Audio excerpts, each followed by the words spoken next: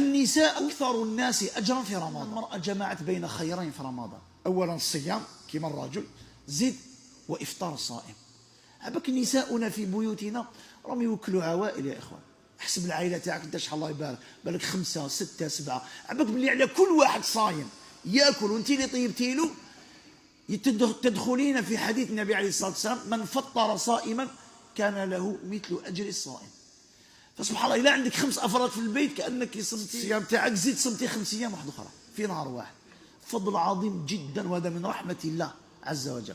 بشرط واحد، أنه هذيك المرأة تستحضر كي تكون طيب، تستحضر أنها صح يطيب العائلة تاعها، وتستحضر النية أنني أطبخ لكي أطعم صائما، بغض النظر هذاك الصائم زوجك ولا وليدك، بغض النظر أنني أنا نطيب لكي أطعم صائما. فبهذه النية ستأخذين أجرا عظيما. لهذا كان النساء من أكثر الناس أجرا في رمضان، لأنهن يصمن ويطعمن الصائم.